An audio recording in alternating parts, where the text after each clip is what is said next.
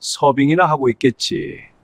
전 남편 성우는 새로 만난 젊은 여자의 팔짱을 끼고 제 가게 앞에 섰습니다. 그는 이혼한 뒤에 제가 얼마나 초라하게 살고 있는지 직접 확인하러 온 겁니다. 하지만 그는 몰랐습니다. 그 문을 여는 순간 자신이 무엇을 보게 될지. 땡그랑 문이 열렸고 성운의 얼굴이 굳어지기 시작했습니다. 어서 오세요. 두 분이세요? 제 목소리는 의외로 차분했습니다. 그런데 진짜 충격은 그로부터 한 달 뒤였습니다.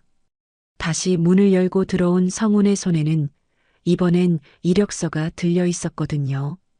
지은아, 나 여기서 일 좀 시켜줄 수 없을까?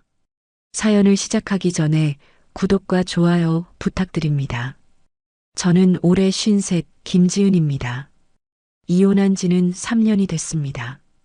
그날 아침도 평소와 다르지 않았습니다. 늘 그렇듯 새벽 5시에 눈을 떴고 가게 문을 열기 전 5분부터 켰습니다. 전날 밤에 반죽해 두었던 빵 도우를 꺼내 조심스럽게 팬에 올렸고 5분 안에서 빵이 부풀어 오르는 모습을 잠시 멍하니 바라봤습니다. 잠시 후 갓 구운 크루아상에서 고소한 버터 향이 가게 안에 가득 퍼졌고 에스프레소 머신에서는 커피 내리는 소리가 일정하게 흘러나왔습니다. 유리창 너머로 아침 햇살이 천천히 들어오던 그 순간 저는 그 시간이 참 좋았습니다. 그 조용한 시간이 그날따라 유난히 편안하게 느껴졌습니다. 사장님, 오늘도 좋은 하루 되세요. 단골 손님 박 선생님이 식빵 한 봉지를 들고 나가시면서 환하게 웃어주셨죠. 저도 손을 흔들며 인사했습니다. 그런데 그때였습니다. 유리문 너머로 익숙한 실루엣이 보였어요. 심장이 철렁 내려앉았습니다. 전 남편 성운이었습니다. 3년 만이었어요. 옆에는 젊은 여자가 서 있었고요. 30 초반쯤 되어 보였습니다. 화려한 원피스에 명품 가방을 든 그 여자는 성운의 팔짱을 끼고 있었어요. 두 사람은 제 카페 간판을 보며 무언가 이야기를 나누고 있었습니다. 왜 여기 온 거지? 손에 들고 있던 행주를 꽉 쥐었습니다. 손바닥에서 땀이 났어요.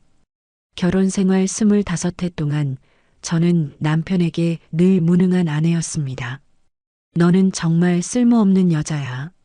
성운의 그 목소리는 지금도 제 귀에 또렷하게 남아 있습니다.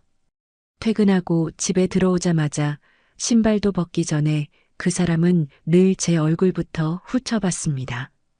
마치 오늘 하루 제가 또 얼마나 못했는지 검사라도 하듯이요. 밥을 해놓으면 숟가락부터 내려놓으며 말했습니다. 이게 음식이야? 사람 먹으라고 만든 거 맞아? 청소를 해도 소파 밑을 손가락으로 쓸어보곤 먼지를 들어 올렸습니다. 일해 놓고 하루 종일 집에 있었다고? 이럴 거면 살림을 왜 해? 반찬이 조금 적은 날이면 그 말은 더 길어졌습니다. 회사에서 하루 종일 일하고 온 사람한테 먹이기 부끄럽지도 않냐? 그러다 가끔 아무 일도 없던 날에도 그 사람은 이 말을 꺼냈습니다. 애도 하나 못 낳는 주제에 집안일마저 이 모양이야? 그 말 앞에서는 아무 대답도 할 수 없었습니다.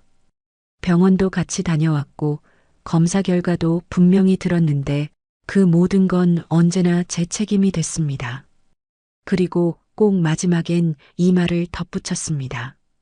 너 말고도 나랑 살고 싶어 하는 여자는 줄 섰어.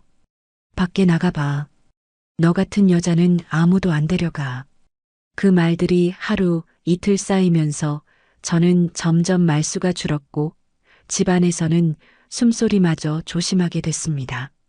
그렇게 저는 아내가 아니라 매일 평가받는 사람으로 25년을 살았습니다.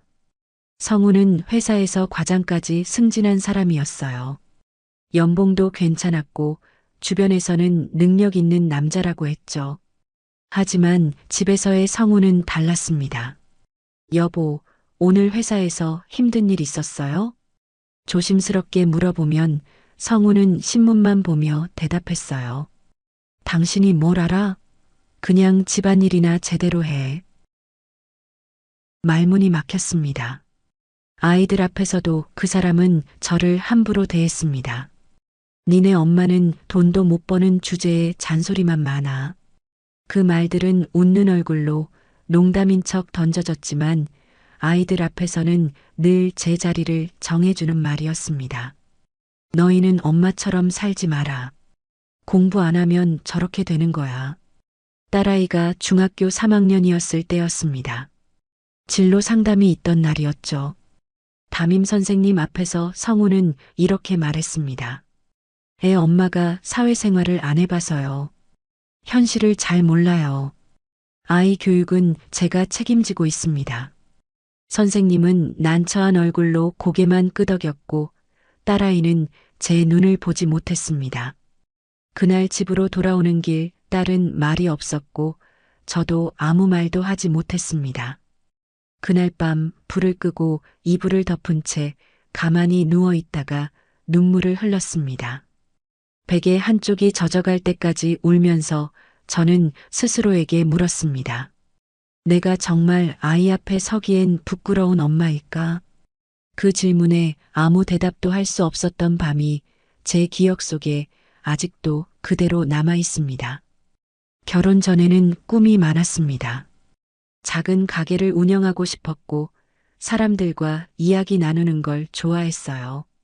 하지만 결혼하고 아이를 낳으면서 그런 꿈은 모두 접었죠. 여자가 무슨 사업을 해? 집안일이나 제대로 해. 성훈의 말에 저는 아무 말도 못했습니다. 25년을 그렇게 살았습니다. 그러다 2년 전 성훈이 먼저 이혼을 요구했어요. 이제 그만하자. 나 더는 너랑 못 살겠어. 너무 갑작스러워서 처음엔 무슨 말인지도 몰랐습니다. 왜? 무슨 일 있어? 그는 한숨부터 쉬더니 고개를 돌린 채 말했습니다. 이유가 꼭 있어야 돼? 그냥 답답해. 너랑 이렇게 늙어가는 게 싫어. 그리고 며칠 후 저녁을 준비하다가 우연히 식탁 위에 놓인 성훈의 휴대폰을 보게 됐어요. 젊은 여자와 주고받은 메시지들이 가득했습니다. 오빠, 오늘 퇴근하고 만나요. 보고 싶어요. 이렇게 몰래 만나는 거 이제 힘들어요. 메시지를 넘길수록 손이 떨렸습니다. 여행은 제주도 어때요? 빨리 정리하고 우리 같이 살아요. 손이 떨렸습니다. 휴대폰을 떨어뜨릴 뻔했어요. 이게 뭐예요? 성우는 대수롭지 않다는 듯 말했습니다. 봤으면 됐네. 이혼 빨리 진행하자. 25년을 같이 산 사이인데 이렇게 쉽게 끝내려고요? 25년? 그래, 25년 동안 내가 나한테 해준 게 뭐가 있어. 밥하고 빨래? 그런 건 가정부 써도 되잖아. 잠깐 숨을 고르더니 그 사람은 아주 담담하게 이렇게 말했습니다. 솔직히 말해서 너를 여자로 본 지는 이미 오래됐어. 가슴에 비수가 꽂히는 것 같았습니다. 이혼 조정 과정에서 저는 제대로 받지 못했어요. 아파트는 성훈 명의였고 예금도 대부분 성훈 계좌였습니다. 변호사는 싸워볼 수 있다고 했지만 저는 힘이 없었어요. 빨리 끝내고 싶어요. 위자료 조금이라도 받으면 되죠. 결국 위자료 3천만 원을 받고 이혼했습니다. 25년 결혼 생활의 대가가 그게 전부였어요. 집을 나오던 날 성훈이 마지막으로 말했습니다. 너 같은 나이에 이혼하면 다시 시작하기 힘들 거야. 나중에 후회하지 말고. 대답하지 않았습니다. 그냥 아무 말 없이 짐을 들고 나왔어요. 친정으로 갔을 땐 엄마가 우셨어요. 그때가 제 인생에서 정말 슬펐던 하루였어요. 지은아, 이 나이에 이혼하면 어떡해? 앞으로 어떻게 살려고? 괜찮아요, 엄마. 전 다시 시작할 수 있어요. 입으로는 그렇게 말했지만 밤에 혼자 누우면 막막했습니다. 통장 잔고 3천만 원. 50대 중반의 나이. 경력도 없는 이력서. 나는 정말 아무것도 할 수 없는 사람일까? 천장을 바라보며 자문했습니다. 하지만 포기할 수 없었어요. 포기하면 성훈이 했던 말이 맞는 게 되니까요. 너는 나 없으면 아무것도 못해. 이혼 조정장에서 내뱉었던 그 말이 제 가슴에 박혀 있었습니다. 아니야. 나는 할 수 있어. 예전부터 빵 만드는 걸 좋아했습니다. 결혼 전에는 작은 베이커리에서 오래 일했었거든요. 그 기억을 되살려서 직업훈련원에 등록했어요. 왜 그 나이에 제과제빵을 배워요? 주변 사람들이 만류했지만 상관없었습니다. 6개월 동안 새벽반 수업을 들었습니다. 크루아상 반죽하는 법, 케이크 시트 굽는 법, 크림 휘핑하는 법을 배우며 손에 화상도 입고 밀가루 범벅이 되기도 했지만 행복했습니다. 이건 아무도 뭐라고 하지 않아. 내가 하고 싶어서 하는 거니까. 같이 수업 듣는 젊은 친구들이 말했어요. 사장님, 손이 정말 빠르세요. 재능 있으신 것 같아요. 이 나이에도 배울 수 있다니 멋있어요. 그 말들이 힘이 됐습니다. 교육을 마치고 정부 지원금과 소액대출로 보증금을 마련해서 성북동 골목상가 한 칸을 얻었습니다. 월세 80만 원, 평수는 15평, 테이블 5개가 전부였어요. 간판도 직접 디자인했습니다. 카페 오픈 첫날 손님은 4명이었습니다. 그것도 지나가던 분들이 호기심에 들어온 거였죠. 하지만 포기하지 않았어요. 매일 새벽 5시에 일어나 빵을 구웠습니다. 크루아상, 식빵, 스콘, 마들렌, 베이글. 하나하나 정성을 담아 만들었어요. 관절이 아파서 손목 보호대를 차고 일했지만 오븐 앞에 앉아서 빵이 부풀어 오르는 걸 지켜보는 시간이 제일 행복했습니다. 1달, 2달, 석 달. 손님이 조금씩 늘기 시작했어요. 사장님, 빵 진짜 맛있어요. 어디서 배우셨어요? 여기 커피도 좋은데요? 내일도 올게요. 사장님 나이에도 이렇게 열심히 하시니까 존경스러워요. 단골 손님들이 생겼습니다. 근처 직장인들이 아침마다 들렀고 동네 어르신들이 오후에 커피 한잔 하러 오셨어요. 퇴근길에 빵 사가는 주부님들도 늘어났죠. 1년이 지나자 매출이 안정됐고 직원도 1명 뽑았습니다. 2년이 지나자 카페를 조금 더 넓은 곳으로 옮겼어요. 테이블도 10개로 늘었고 빵 종류도 20가지가 넘어갔습니다. 사장님, 저희 딸 돌잔치 케이크 좀 만들어 주실 수 있어요? 저희 회사 창립 기념일인데 주문 제작 가능하세요? 주문이 쏟아졌습니다. SNS에도 입소문이 났어요. 젊은 손님들이 사진 찍으러 오고 맛집 블로거들이 리뷰를 남겼습니다. 벽에는 각종 인증서와 표창장이 걸렸죠. 성북구 착한 가격업소, 서울시 청년 고용 우수 기업 위생 등급 A. 3년 만에 저는 제 힘으로 일어섰습니다. 53세 다시 시작해서 성공한 사업가가 된 거예요. 그런데 바로 그날 성훈이 나타난 겁니다. 땡그랑 문이 열렸습니다. 어서 오세요. 직원 수진이가 밝게 인사했어요. 저는 주방 안쪽에서 그 모습을 지켜봤습니다. 성훈은 카페 안을 천천히 둘러봤어요. 진열대에 가지런히 놓인 빵들, 깨끗한 테이블, 벽 한쪽에 걸린 표창장까지 하나하나 훑어보던 그의 얼굴이 눈에 띄게 굳어졌습니다. 그때 옆에 있던 젊은 여자가 물었어요. 오빠 여기 생각보다 괜찮네. 근데 오빠 말로는 전처분이 여기서 서빙한다더니. 말끝을 흐리며 저를 힐끗받고 성우는 그제야 시선을 돌려 대답했습니다. 응 맞아. 성훈의 목소리가 작아졌습니다. 그때 저와 눈이 마주쳤습니다. 성훈의 얼굴에 당황스러움이 스쳤어요. 제가 깔끔한 앞치마를 두르고 자신감 있게 서 있는 모습을 보고 놀란 거였죠. 구경하러 온 거구나. 그 순간 모든 게 이해됐습니다. 하지만 저는 숨을 깊이 들이마시고 앞치마를 고쳐 입고 미소를 지으며 그들에게 다가갔습니다. 어서 오세요. 두 분이세요? 제 목소리는 의외로 차분했습니다. 성훈이 잠깐 당황한 얼굴로 저를 쳐다봤어요. 지은, 아니, 여기, 내가, 저는 말을 끊었습니다. 손님으로 오신 거죠? 자리 안내해 드릴게요. 그 순간 젊은 여자가 성훈의 옆구리를 툭 찔렀습니다.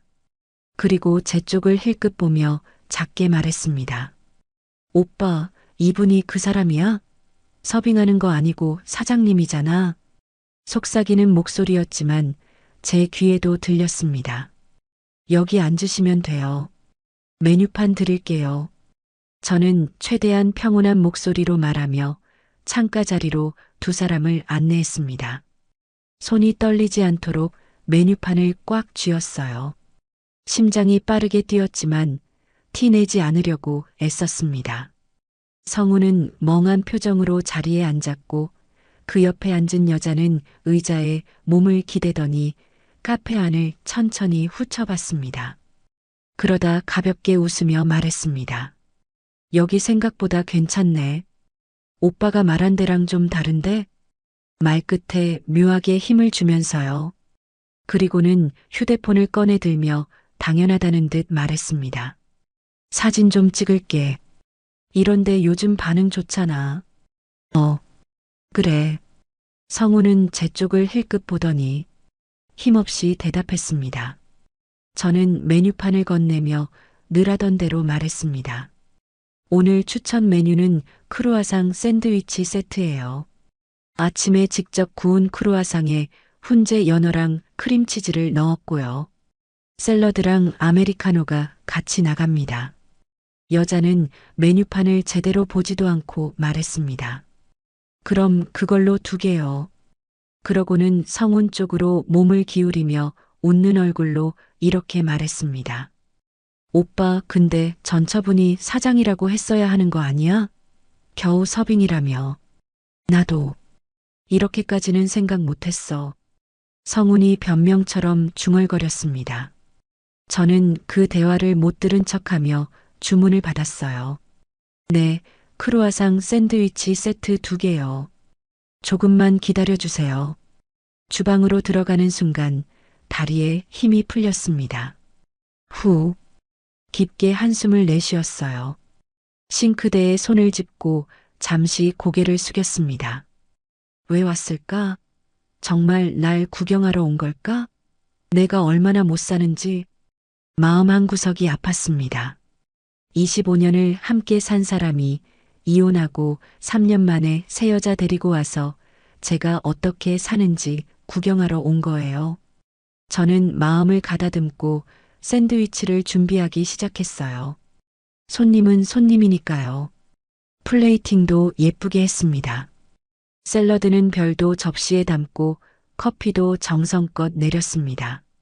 잠시 후 저는 음식을 들고 나갔습니다. 크루아상 샌드위치 세트 나왔습니다. 맛있게 드세요. 성우는 대답 없이 샌드위치를 쳐다봤어요. 저는 물과 냅킨을 더 놓고 말없이 주방으로 돌아왔습니다. 하지만 유리창 너머로 그들의 모습이 보였습니다.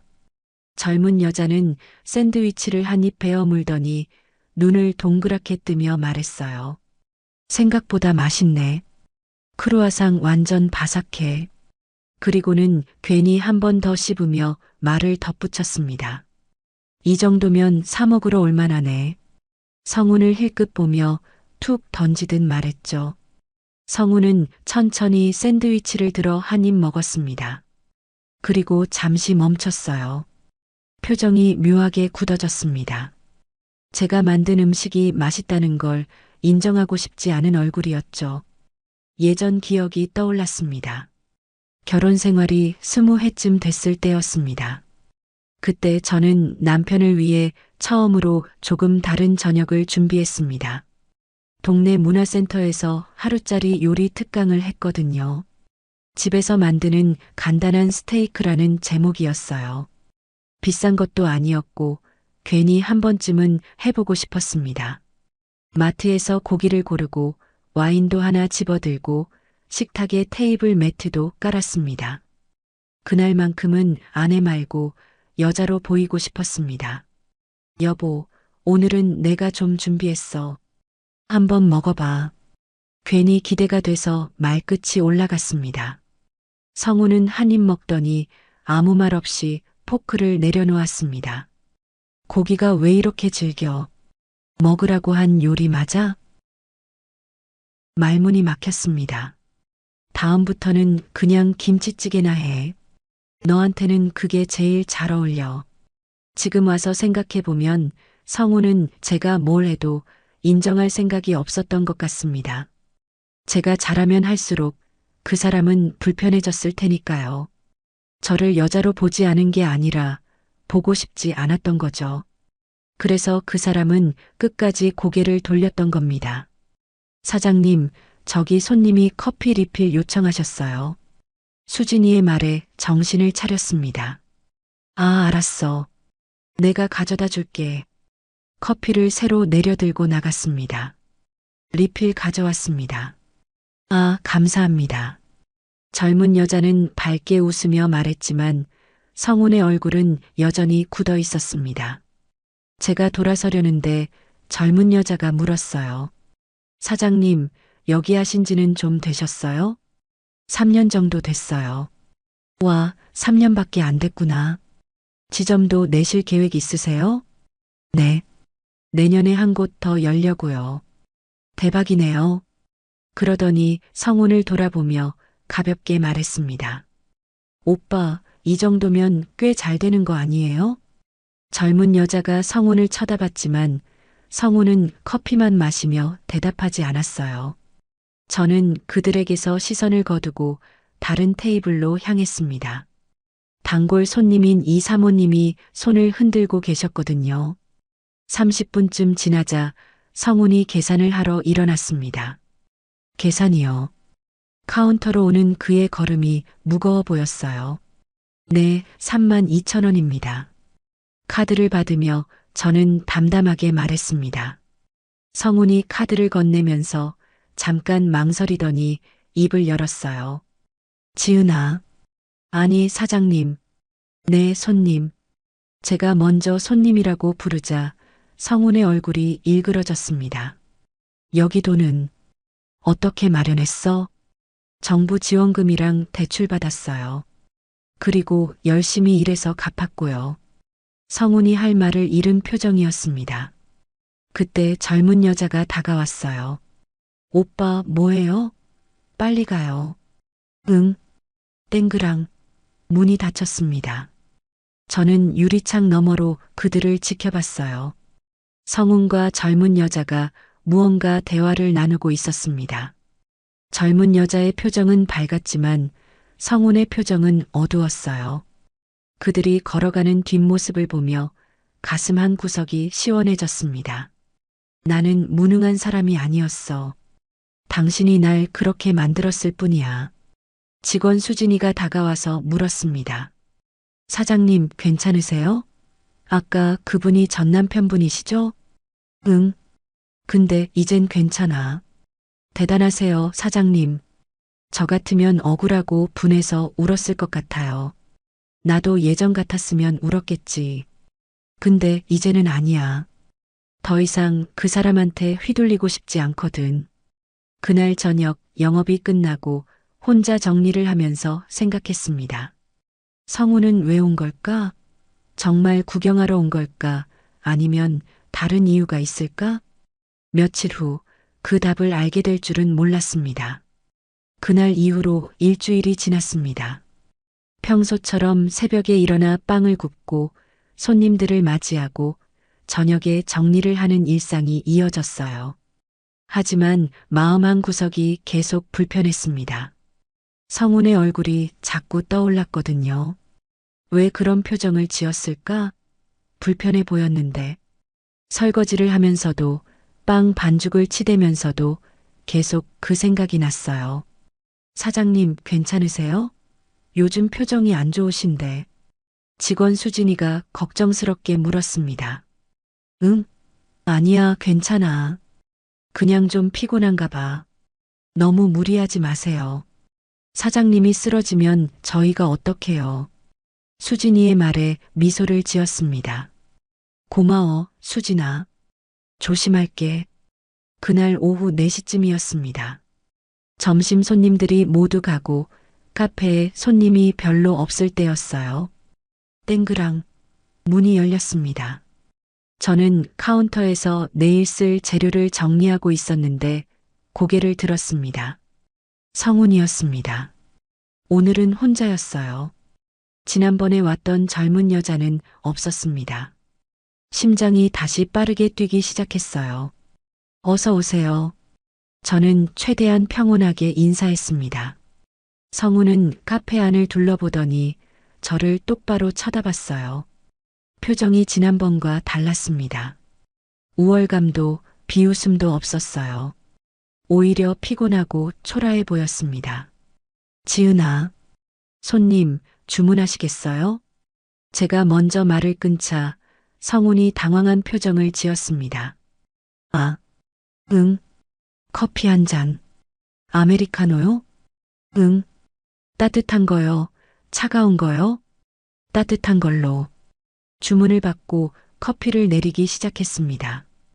에스프레소 머신 소리가 카페 안을 채웠어요. 손이 떨렸지만 티내지 않으려고 애썼습니다. 왜 혼자 온 걸까? 무슨 일이 있는 걸까? 커피를 다 내리고 테이블로 가져갔습니다. 여기 앉으세요. 구석 자리를 가리켰습니다. 다른 손님들 눈에 띄지 않는 곳이었어요. 성우는 조용히 앉았습니다. 저도 맞은편에 앉았어요. 무슨 일이에요? 직설적으로 물었습니다. 저번엔 미안했어. 뭐가요? 구경하러 온 것처럼 보였을 것 같아서 저는 대답하지 않았습니다. 실제로 구경하러 온 거니까요. 성훈이 커피를 한 모금 마시고는 말을 이었어요. 지은아, 너 진짜 대단하다. 혼자서 이런 가게를 만들고 직원도 뽑고 사업도 키우고 나는 내가 이렇게 할 수 있을 줄 몰랐어. 그 말을 듣는 순간 가슴이 답답해졌습니다. 당신은 날 무능하다고 했잖아요. 아무것도 못한다고 했잖아요. 그게 25년 동안 매일 그렇게 말했어요. 밥을 해도 맛없다고, 청소를 해도 부족하다고, 나는 쓸모없는 사람이라고. 목소리가 떨렸습니다. 성훈이 고개를 숙였어요. 미안해. 지금 와서 미안하다고 하면 뭐가 달라져요? 침묵이 흘렀습니다. 저는 깊게 숨을 들이마셨어요. 화를 내고 싶지 않았습니다. 더 이상 성훈에게 감정을 소비하고 싶지 않았거든요. 무슨 일로 오신 거예요? 차분하게 물었습니다. 성훈이 잠시 망설이더니 입을 열었어요. 사실은 회사에 문제가 좀 생겼어. 무슨 문제요? 구조조정이야. 내가 명예퇴직 대상자에 들어갔어. 그 말에 놀랐습니다. 성우는 회사에서 나름 인정받는 사람이었거든요. 언제요? 한 달 전부터 이야기가 나왔는데 이번 주에 확정됐어. 다음 달 말까지 퇴사해야 해. 지연이는 그 소식 듣고 나를 떠났어. 저번에 왔던 젊은 여자 이름이 지연이었나 봅니다. 헤어졌어요? 응. 내가 회사 그만둔다고 하니까 갑자기 바빠졌대. 전화도 안 받고. 성훈의 목소리가 작아졌습니다. 예전 기억이 떠올랐습니다. 제가 40대 후반이었을 때 몸이 안 좋아서 병원에 입원한 적이 있었어요. 급성 담낭염이었는데 수술을 해야 했습니다. 여보, 수술날 같이 가줄 수 있어요? 조심스럽게 부탁했습니다. 회사 일 있어서 바빠. 혼자 가. 하지만 병원 가는 거 혼자도 갈 수 있잖아. 왜 애처럼 굴어? 결국 혼자 갔습니다. 수술 전날 밤 병실에서 혼자 누워 있는데 무서웠어요. 천장을 바라보며 눈물이 났습니다. 나는 혼자구나. 아무도 없구나. 수술 당일 아침 다른 환자들은 가족이 와서 손을 잡아주고 격려해 주는데 저는 혼자 수술실로 들어갔습니다. 그 외로움이 아직도 생생합니다. 지은아. 성훈의 목소리에 정신을 차렸습니다. 응? 나 도와줄 수 없을까? 뭐려? 여기서 일 좀 시켜줄 수 없어? 아무 일이라도 할게. 설거지든 청소든. 그 말에 귀를 의심했습니다. 네, 진심이에요? 응, 지금 당장 돈이 필요해. 퇴직금 받으면 되긴 하는데 그게 나오려면 시간이 걸려서 대출도 있고 지연이한테 준 돈도 있고 지금 당장 돈이 필요해. 성훈의 목소리가 절박했습니다. 저는 그 모습을 보며 묘한 감정이 들었어요. 동정도 아니고 복수심도 아니고 그냥 한심하고 허무했습니다. 이 사람이 나한테 이런 부탁을 하다니. 예전에 제가 일하고 싶다고 했을 때 성훈이 뭐라고 했는지 기억합니다. 여자가 무슨 일을 해? 집에서 살림이나 해. 내가 뭘 할 수 있는데? 아무것도 못하잖아. 그때 저는 아무 말도 못했습니다. 자신감이 없었거든요. 남편 그늘 아래에서 저는 아무 힘도 없었어요. 하지만 지금은 달라요. 당신 말이 맞았어요. 제가 조용히 말했습니다. 뭐가? 저번에 이혼할 때 했던 말이요. 53세 이혼하면 다시 시작하기 힘들다고 했잖아요. 맞아요. 정말 힘들었어요. 매일 새벽에 일어나서 빵 굽고 손님 없으면 불안하고 월세 내야 하는데 돈은 모이지 않아서 두려웠어요. 성훈이 저를 쳐다봤습니다. 하지만 포기하지 않았어요. 당신 말이 틀렸다는 걸 증명하고 싶었거든요. 지은아. 그리고 지금 증명했어요. 나는 무능하지 않았어요. 당신이 날 그렇게 만들었을 뿐이에요. 제 목소리는 떨리지 않았습니다. 확신에 차 있었어요. 성훈이 고개를 숙였습니다. 미안해. 정말 미안해. 사과는 필요 없어요. 이미 지난 일이니까. 저는 자리에서 일어났습니다. 일자리 건은 생각해 볼게요. 연락 드릴게요. 정말 고마워. 커피값은 서비스예요. 오늘은 그냥 가세요. 성훈이 일어나서 저를 쳐다봤어요. 눈가가 붉어져 있었습니다. 지은아, 정말 미안해. 조심히 가세요. 성훈이 카페를 나갔습니다. 저는 그 자리에 서서 한참을 멍하니 있었습니다. 내가 성훈을 도와줘야 할까? 아니면 거절해야 할까? 마음이 복잡했습니다. 그날 밤 집으로 돌아와서도 잠이 오지 않았습니다. 침대에 누워 천장을 바라보며 생각했어요. 성훈을 도와주면 뭐가 달라질까? 아니면 이게 복수의 기회일까? 하지만 복수하고 싶지는 않았습니다. 그냥 평온하고 싶었어요. 휴대폰을 들여다봤습니다. 성훈의 번호가 아직 저장돼 있었어요. 삭제하지 못한 거였습니다. 연락을 해야 할까 말아야 할까? 그런데 그 순간 휴대폰이 울렸습니다. 모르는 번호였어요. 잠시 망설이다가 전화를 받았습니다. 여보세요? 지은 씨, 저 박민정이에요. 성훈의 여동생 전신우이였습니다. 아, 네, 안녕하세요. 잠깐의 침묵 뒤 민정이 조심스럽게 말을 꺼냈습니다. 오빠 일 들으셨죠? 네, 조금은요. 지은 씨, 정말 면목 없지만 오빠 좀 도와줄 수 있을까? 지금 오빠가 정말 많이 힘들어해요. 저는 무심코 말이 튀어나왔습니다. 제가 왜요? 민정의 숨이 순간 멈춘 듯 하더니 곧 더 낮아진 목소리가 들려왔습니다. 알아요. 지은 씨한테 그럴 자격 없는 거 오빠가 정말 잘못했어요. 저도 알아요. 잠시 말을 멈춘 민정은 목소리를 추스르며 다시 말했습니다. 근데 지금은 상태가 정말 안 좋아요. 혼자 두기엔 너무 불안해 보여서요. 그 말 한마디에 제 마음이 조금씩 흔들리기 시작했습니다. 지은 씨, 민정이 제 이름을 다시 불렀을 때 저는 결국 짧게 숨을 내쉬며 말했습니다. 생각해 볼게요. 전화를 끊고 나니 더욱 복잡해졌습니다. 이미 마음 한구석에서는 답을 정해놓은 것처럼 불편한 기운이 천천히 올라오고 있었습니다.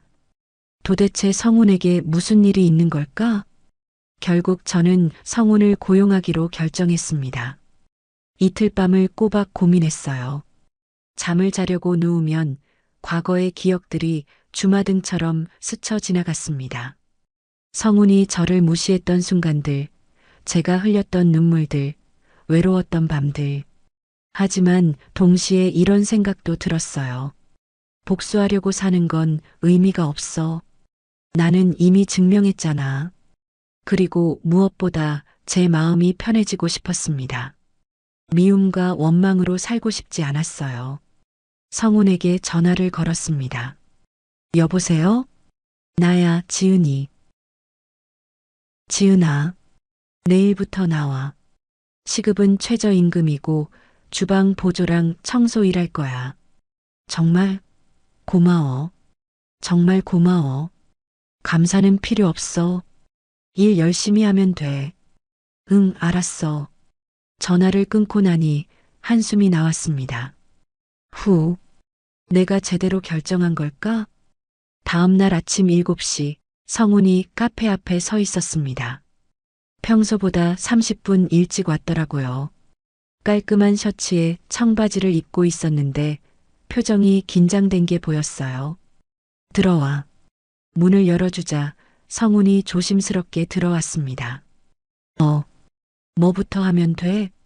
일단 앞치마 입고. 저기 옷걸이에 있어. 응. 성훈이 앞치마를 두르는 모습이 어색해 보였습니다. 평생 넥타이만 매고 살았던 사람이 이제 앞치마를 입고 있는 거예요. 세상 참 묘하다. 속으로 중얼거렸습니다. 오늘은 주방 청소부터 해. 오븐 청소하고 싱크대 정리하고 바닥 닦고. 알았어. 그리고 여기서는 반말하지 마. 직원들한테도 예의 지켜야 해. 알겠습니다. 성훈이 어색하게 존댓말을 했어요. 8시쯤 직원들이 출근했습니다. 수진이가 성훈을 보고 눈이 휘둥그레졌어요. 사장님, 저분이. 응, 오늘부터 새로 들어온 박성훈 씨야. 잘 부탁해. 아, 네. 수진이는 복잡한 표정을 지었지만 아무 말도 하지 않았습니다. 성훈은 묵묵히 청소를 시작했어요. 오븐 안쪽을 닦고 싱크대를 정리하고 바닥을 걸레질했습니다. 서툴렀어요. 손놀림이 느리고 어디서부터 시작해야 할지 몰라서 헤맸습니다. 박 씨, 거기 구석 더러운 거 안 보여요? 아, 네. 죄송합니다. 그리고 오븐 문 안쪽도 닦아야 해요. 네. 성훈이 다시 오븐 앞에 쪼그리고 앉아서 닦기 시작했습니다. 이마에 땀이 맺혔어요. 예전 기억이 떠올랐습니다. 제가 집안일을 할 때 성훈은 소파에 앉아서 TV를 보곤 했어요. 여보, 설거지 좀 도와줄 수 없어? 그게 내일이잖아. 나는 회사에서 일하고 왔어. 나도 집안일이 일인데. 집안일이 무슨 일이야? 그냥 집에서 노는 거지. 그때마다 가슴이 아팠습니다. 제가 하는 일은 일도 아니라는 말에 존재 자체가 부정당하는 것 같았어요. 사장님, 빵 다 구워졌어요. 수진이의 목소리에 정신을 차렸습니다. 응, 고마워. 진열대에 올려놓자. 9시가 되자 손님들이 들어오기 시작했습니다. 사장님, 오늘도 냄새 너무 좋아요. 어서 오세요. 오늘 크림빵 새로 나왔어요. 오, 그거 주세요. 단골 손님들과 밝게 인사를 나누는 제 모습을 성훈이 주방 구석에서 지켜보고 있었습니다. 점심시간이 되자 손님들로 가득 찼어요. 테이블 10개가 모두 차고 웨이팅까지 생겼습니다. 박 씨, 설거지 좀 해줘요. 접시가 부족해요. 네. 성훈이 서둘러 싱크대로 갔습니다. 쌓여있는 접시들을 보고 당황한 표정을 지었어요. 빨리요. 네, 네. 손을 움직이기 시작했는데 손놀림이 느렸습니다. 거품이 너무 많이 나서 물을 더 틀고 접시를 떨어뜨릴 뻔하기도 했어요. 저렇게 서툴 수가. 예전에 제가 했던 일들이 얼마나 많았는지, 그게 얼마나 숙련된 기술이 필요한지 성우는 전혀 몰랐던 거예요. 오후 2시쯤 점심 손님들이 모두 가고 나서 잠깐 휴식 시간이 생겼습니다. 성우는 의자에 주저앉았어요. 이마에 땀이 송골송골 맺혀 있었고 손은 거칠게 일어나 있었습니다. 힘들어요? 제가 물었습니다. 아니요. 괜찮습니다. 손 좀 봐요. 성훈이 손을 내밀었어요. 손가락에 물집이 생겨 있었습니다. 연고 바르고 밴드 붙여요. 저기 응급함에 있어요. 감사합니다. 성훈이 조용히 말했습니다. 직원들이 밖에 나가서 점심을 먹는 동안 카페 안에는 저와 성훈만 남았어요. 저는 샌드위치를 2개 만들어서 하나를 성훈에게 건넸습니다. 점심 먹어요. 고맙습니다. 둘이 조용히 샌드위치를 먹었어요. 침묵이 흘렀습니다. 성훈이 먼저 입을 열었습니다. 지은 씨, 네, 이 일, 정말 힘든 일이네요. 저는 몰랐어요. 집안일이, 요리가, 청소가 이렇게 힘든 일인지. 성훈의 목소리가 떨렸습니다. 그동안 당신이 매일 이런 일을 했는데 저는 한 번도 고맙다고 말한 적이 없네요. 오늘 겨우 반나절 일했는데 허리도 아프고 손도 아프고. 근데 당신은 25년을 했잖아요. 그 말을 듣는 순간 가슴 한 구석이 뜨거워졌습니다. 이제 알았어요? 네. 늦었지만 지금 제게 사과하려는 거예요? 네. 정말 미안합니다. 당신을 무시하고 당신이 하는 일을 깎아내리고 정말 잘못했어요. 성훈이 고개를 숙였습니다. 저는 한참 동안 아무 말도 하지 않았어요. 복잡한 감정들이 휘몰아쳤습니다. 분노도 서러움도 그리고 묘한 안도감도. 사과는 받아들일게요. 근데 그게 뭘 바꾸지는 않아요. 알아요. 우리는 이미 끝났어요. 이제 그냥 사장과 직원일 뿐이에요. 네. 그때 수진이가 들어왔습니다. 사장님, 저 왔어요. 응, 고생했어. 오후 준비 시작하자. 일상이 다시 시작됐습니다. 저녁까지 성우는 묵묵히 일했어요. 설거지를 하고 테이블을 닦고 쓰레기를 버리고 바닥을 쓸었습니다. 서툴렀지만 열심히 했어요. 8시에 영업이 끝났습니다. 오늘 수고했어요. 내일도 같은 시간에 와요. 네. 감사합니다. 성훈이 앞치마를 벗으며 말했습니다. 사장님, 왜요? 내일도 잘 부탁드립니다. 네. 성훈이 카페를 나갔습니다. 저는 혼자 남아서 정리를 마저 했어요. 하루가 참 길었습니다. 이게 맞는 걸까? 성훈을 고용한 게 아직 확신이 서지 않았습니다. 하지만 한 가지는 확실했어요. 성훈이 조금씩 변하고 있다는 것. 그리고 저는 더 이상 그 사람에게 휘둘리지 않는다는 것. 집으로 돌아가는 길 휴대폰이 울렸습니다. 민정이었습니다. 지은 씨, 정말 고마워요. 오빤 어때요? 일 잘하고 있어요? 네, 열심히 하고 있어요. 다행이다. 지은 씨, 사실 오빠한테 더 큰 문제가 있어요.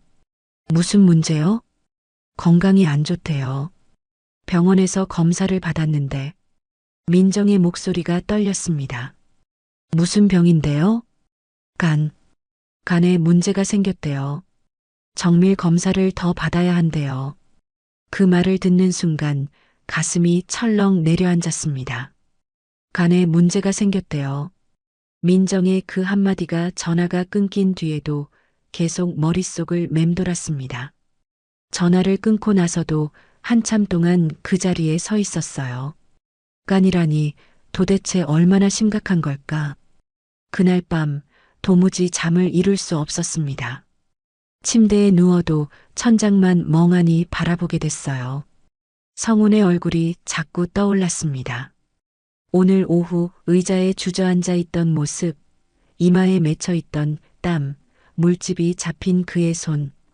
왜 내가 이 사람을 걱정하는 거지? 나한테 그렇게 못되게 굴었는데. 그런데도 마음 한구석이 편치 않았습니다. 25해 동안 같이 살았던 그 정이 정말 무섭게도 다시 저를 감싸 안고 있었습니다. 다음 날 아침 성훈이 평소보다 늦게 도착했습니다. 7시 30분 넘어서 왔는데 안색이 좋지 않았어요. 늦어서 죄송합니다. 괜찮아요. 컨디션 안 좋아 보이는데. 아니요, 괜찮습니다. 하지만 일하는 모습을 보니 분명 이상했어요. 싱크대 앞에서 설거지를 하다가 중간중간 허리를 펴고 숨을 골랐습니다. 오른쪽 옆구리를 살짝 만지작거리기도 했어요. 정말 괜찮아요? 아파 보이는데. 네, 괜찮습니다.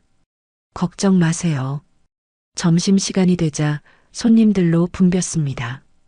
성우는 주방에서 설거지를 하며 쓰레기를 버리고 식자재를 옮기는 일을 했어요. 하지만 움직임이 느렸고 몇 번씩 멈춰서서 숨을 고르는 게 보였습니다. 오후 2시쯤 점심 손님들이 다 가고 나서였어요. 쾅! 큰 소리가 났습니다.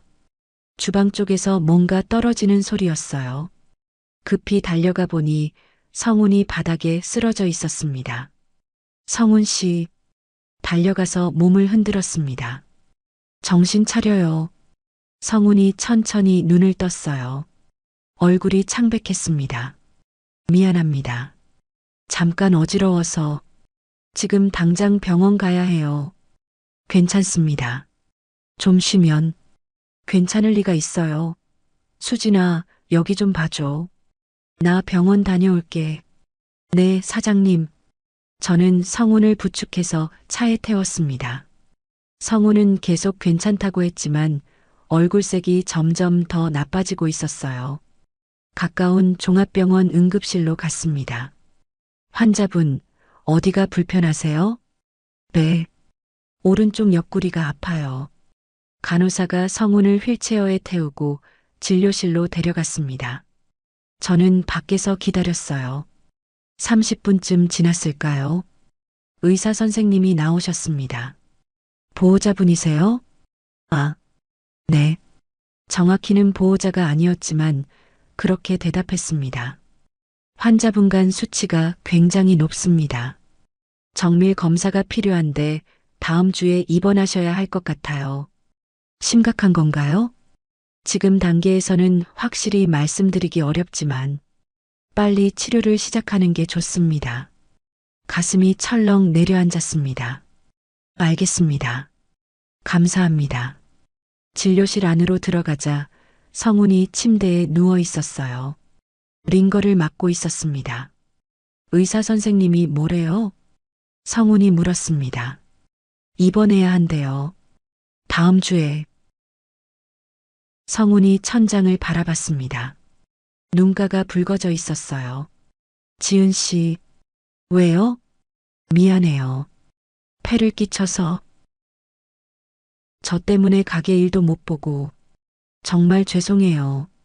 성훈의 목소리가 떨렸습니다. 저는 의자를 가져다 앉았어요. 한참 동안 아무 말도 하지 않았습니다. 그때 그 예전 기억이 떠올랐거든요. 지은 씨? 성훈의 목소리에 정신을 차렸습니다. 네, 당신 예전에 수술 받을 때도 혼자였죠? 제가 병문안도 안 갔죠. 회사 일 핑계대고. 성훈이 눈물을 흘렸습니다. 지금 생각하면 정말 못된 짓이었어요. 당신이 얼마나 무서웠을지, 얼마나 외로웠을지. 그때는 몰랐어요. 이제야 알 것 같아요. 아프다는 게 얼마나 두려운지, 혼자라는 게 얼마나 무서운지. 성훈의 손이 떨리고 있었습니다. 저는 그 손을 보며 복잡한 감정이 들었어요. 미워하고 싶었지만 완전히 미워할 수는 없었습니다. 원망하고 싶었지만 이미 그 감정조차 지쳐 있었어요. 제가 겪었던 그 외로움을 당신도 느끼고 있는 거예요? 네. 지금 정말 무서워요. 혼자라는 게, 아프다는 게. 성훈이 울먹였습니다. 저는 한숨을 내쉬었습니다. 저는 당신을 용서하지 않을 거예요. 저를 무시하고 무능하다고 말하고 외롭게 만들었던 것들. 그건 절대 용서할 수 없어요. 성훈이 고개를 끄덕였습니다. 하지만 제가 말을 이었어요. 그렇다고 해서 아픈 사람을 외면할 수는 없어요. 제가 겪었던 그 외로움을 다른 사람한테 주고 싶지 않아요. 지은 씨, 다음 주 입원하면 연락해요. 병문안 갈게요. 정말요? 네. 하지만 이건 전처로서가 아니에요. 그냥 사람 대 사람으로요. 성훈이 눈물을 닦았습니다. 고맙습니다. 정말 고맙습니다. 링거를 다 맞고 나서 병원을 나왔습니다. 성훈을 차에 태우고 집까지 데려다 줬어요. 조심히 들어가요. 몸 관리 잘하고. 네. 감사합니다. 성훈이 차에서 내렸습니다. 카페로 돌아왔을 때 수진이가 물었습니다. 사장님 괜찮으세요? 많이 놀라셨죠? 응. 좀. 사장님은 정말 대단하세요. 뭐가? 저 같으면 못 도와줬을 것 같아요. 그렇게 사장님을 힘들게 한 사람인데. 수진의 말에 쓴웃음이 났습니다. 나도 모르겠어. 왜 도와주는지. 그래도 멋있어요. 사장님처럼 살고 싶어요. 그날 밤 집으로 돌아와서 혼자 앉아 있었습니다. 휴대폰을 보니 민정에게서 문자가 와 있었어요. 지은 씨, 오빠가 연락했어요. 병원 데려다줘서 고맙다고. 정말 감사해요. 문자를 읽고 나서도 저는 바로 휴대폰을 내려놓지 못했습니다. 미워하고 싶었는데 완전히 미워할 수 없었고 외면하고 싶었는데 그럴 수 없었습니다. 나는 그 사람보다 나은 사람이 되고 싶어. 똑같이 외면하고 똑같이 차갑게 대하는 사람이 되고 싶지 않아. 창밖을 보니 달이 떠 있었습니다. 밤은 조용히 깊어가고 있었어요. 내일은 또 어떤 하루가 저를 기다리고 있을지 알 수 없었습니다.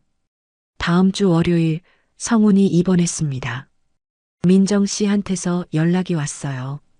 지은 씨, 오빠 오늘 입원했어요. 503호실이에요. 네, 알겠습니다. 영업이 끝나고 병원으로 향했습니다. 손에는 제가 직접 만든 죽과 반찬을 담은 보온 도시락이 들려 있었어요. 병원 음식은 맛이 없을 테니까요. 503호실 문을 열었습니다. 성훈은 침대에 누워 천장을 바라보고 있었어요. 창백한 얼굴에 여윈 모습이었습니다. 링거줄이 팔에 꽂혀 있었고요. 성훈 씨, 제 목소리에 성훈이 고개를 돌렸습니다. 지은 씨, 왔어요? 네. 죽 좀 끓여왔어요. 드실 수 있겠어요? 고마워요. 성훈의 목소리가 작았습니다.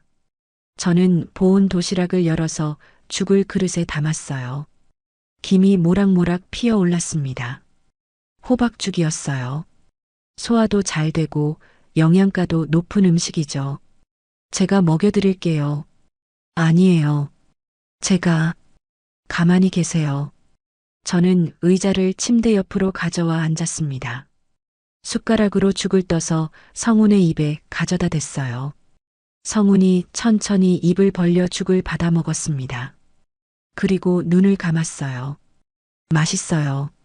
천천히 드세요. 한 숟가락, 두 숟가락. 제가 떠먹여주는 죽을 성훈은 조용히 받아 먹었습니다. 그 모습을 보고 있는데 문득 또 예전 일이 떠올랐습니다. 담낭염 수술 후 퇴원했을 때 몸을 제대로 펴기도 힘들어서 그저 죽 한 그릇만 끓여 달라고 부탁했었죠. 그때 성우는 저를 보지도 않고 말했습니다. 나 지금 바빠. 배달시켜 먹어. 결국 혼자서 부엌에 가서 허리를 구부리고 냄비를 들어 올리고 아픈 손으로 죽을 끓여 먹었습니다. 수술 부위가 아파서 눈물이 났지만 그래도 먹어야 했으니까요. 그날의 외로움, 그 서러움이 아직도 생생합니다. 지은 씨, 성훈이 조용히 눈을 떴습니다. 네, 예전에 당신 수술하고 퇴원했을 때요. 잠시 말을 멈춘 성훈은 숨을 고른 뒤 다시 입을 열었습니다. 제가 죽도 안 끓여줬죠. 저는 아무 말도 하지 않았습니다. 당신 혼자서 아픈 몸으로 끓여 먹었죠. 그제야 성훈의 눈가가 붉어졌습니다. 지금 제가 이렇게 누워 있으니까. 잠시 숨이 떨리더니 그가 말을 이었습니다. 그때 당신이 얼마나 힘들었을지 이제야 알 것 같아요. 미안해요. 정말 미안해요. 저는 숟가락을 내려놓았습니다. 한참 동안 아무 말도 하지 않았어요.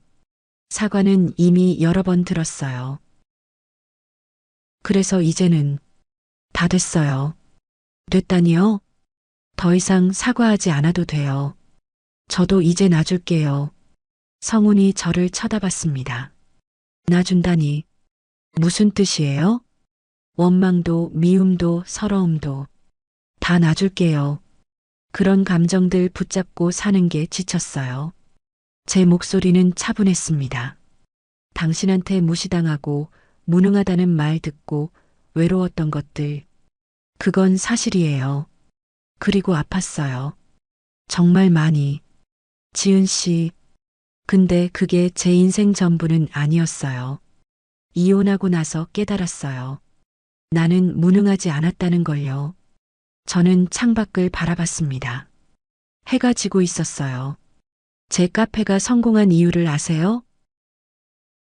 제가 능력이 있어서가 아니에요. 제가 포기하지 않았기 때문이에요. 53세 다시 시작하는 게 얼마나 무서웠는지 아세요? 성훈이 고개를 끄덕였습니다. 매일 아침 눈 뜰 때마다 두려웠어요. 오늘도 손님이 없으면 어쩌지? 월세를 못 내면 어쩌지? 실패하면 어쩌지? 그런 생각들이 저를 짓눌렀어요. 근데 포기하지 않았어요. 왜냐하면 당신이 틀렸다는 걸 증명하고 싶었거든요. 나는 무능하지 않다는 걸요. 제 목소리가 떨렸습니다.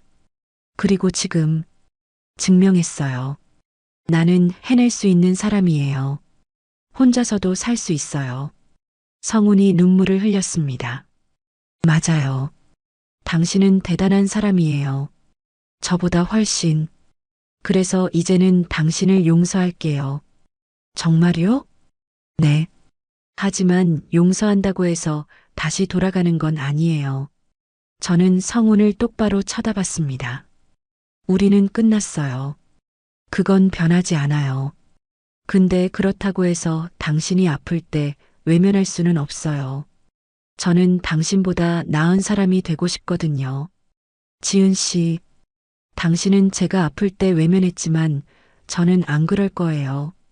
그게 제가 당신과 다른 점이에요. 그 순간 제 마음이 진정으로 가벼워지는 것을 느꼈습니다. 오랜 시간 짊어지고 있던 무게가 내려가는 것 같았어요.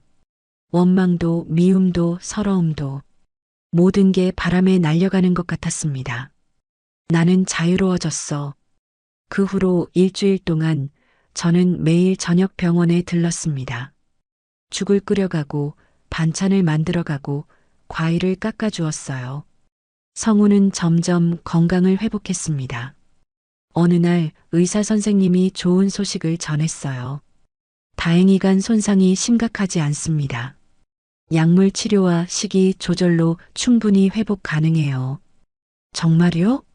성훈이 눈을 반짝였습니다. 네, 하지만 앞으로 술은 절대 금물이고 스트레스 관리도 잘 하셔야 해요. 네, 잘 지키겠습니다. 퇴원하는 날, 저는 성훈을 병원 앞까지 바래다 줬어요. 지은 씨, 정말 고마웠어요. 당신 덕분에 살았어요. 건강 잘 챙기세요. 그리고 앞으로 좋은 사람 만나서 잘 사세요. 당신은요? 저요? 저는 제 카페에서 행복하게 살 거예요. 성훈이 잠시 망설이다가 물었습니다. 지은 씨, 혹시 우리, 아니요. 제가 먼저 말을 끊었습니다. 우리는 끝났어요. 그리고 그게 맞아요.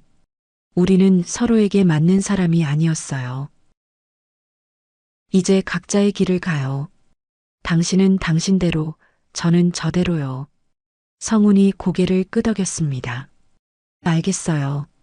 행복하세요, 지은 씨. 당신도요.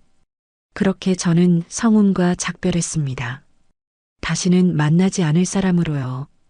카페로 돌아오는 길, 하늘이 유난히 맑았습니다. 구름 한 점 없이 파란 하늘이 펼쳐져 있었어요. 나는 이제 진짜 자유야. 가슴이 뻥 뚫린 것 같았습니다. 그날 저녁 카페 문을 닫고 직원들과 함께 작은 파티를 열었어요. 사장님, 우리 카페 올해 매출 목표 달성했어요. 수진이가 환하게 웃으며 말했습니다. 정말? 벌써? 네. 그리고 내년에 지점 내는 거 계약 거의 확정됐대요. 우와. 직원들과 함께 박수를 쳤습니다. 사장님, 정말 대단하세요. 3년 만에 여기까지 오시다니. 나 혼자 한 게 아니야. 너희가 다 도와줬잖아. 아니에요. 사장님이 포기하지 않으셨기 때문이에요. 수진이의 말에 미소를 지었습니다. 그날 밤 혼자 카페에 남아서 정리를 하면서 생각했습니다. 53세 이혼하고 빈손으로 시작해서 3년 만에 여기까지 왔습니다. 작은 카페에서 시작해서 이제는 직원 4명을 둔 사장이 되었고 내년에는 지점을 열 예정이에요. 무엇보다 중요한 건 저 자신을 찾았다는 거예요. 25년 동안 잃어버렸던 저를요. 그날 밤 일기를 썼습니다. 오늘 나는 완전히 자유로워졌다. 성훈을 용서했고 과거를 놓아주었다. 이제 앞만 보고 걸어갈 거다. 나는 무능하지 않았다. 나는 강한 사람이었다. 단지 그걸 깨닫지 못했을 뿐이었다. 창밖을 보니 달이 떠 있었습니다. 환하게 빛나는 보름달이었어요. 엄마 봤죠? 나 잘 살고 있어요. 걱정 마세요. 속으로 중얼거렸습니다. 진짜 성공은 돈이나 명예가 아니라 내가 나를 사랑하고 남을 용서하고 평화롭게 사는 거라는 것을요. 56살의 저는 이제 진정한 행복을 알게 되었습니다. 아침마다 빵을 굽고 손님들과 이야기를 나누고 저녁에 조용히 책을 읽는 일상이 너무나 소중합니다. 혼자지만 외롭지 않아요. 제 주변에는 따뜻한 사람들이 있고 제가 사랑하는 일이 있고 제가 만든 공간이 있으니까요. 그리고 무엇보다 저 자신이 있으니까요. 오늘도 저는 새벽에 일어나 빵을 굽습니다. 오븐에서 갓 구운 빵 냄새가 가게를 채우고 따뜻한 커피 향이 퍼지면 하루가 시작됩니다. 사장님, 오늘도 좋은 하루 되세요. 단골 손님들이 환하게 웃으며 인사합니다. 이게 제 인생입니다. 53세 다시 시작해서 3년 만에 찾은 진짜 행복이에요. 누군가 무능하다고 말했던 그 여자는 이제 당당하게 자기 인생을 사는 강한 사람이 되었습니다. 그리고 저는 오늘도 행복합니다. 오늘 사연은 여기까지입니다. 인생은 언제든 다시 시작할 수 있습니다. 나이는 숫자일 뿐이에요. 중요한 건 포기하지 않는 마음과 자신을 믿는 용기입니다. 그리고 때로는 용서가 우리를 더 자유롭게 만들어줍니다. 미움과 원망을 내려놓으면 비로소 진짜 행복이 보입니다. 무너진 사람도 다시 일어설 수 있습니다. 아프고 힘들고 외롭더라도 포기하지 않으면 반드시 새로운 시작이 찾아옵니다. 여러분도 힘내세요. 여러분의 인생은 여러분이 만들어가는 거니까요. 지금까지 이야기 들어주셔서 감사합니다.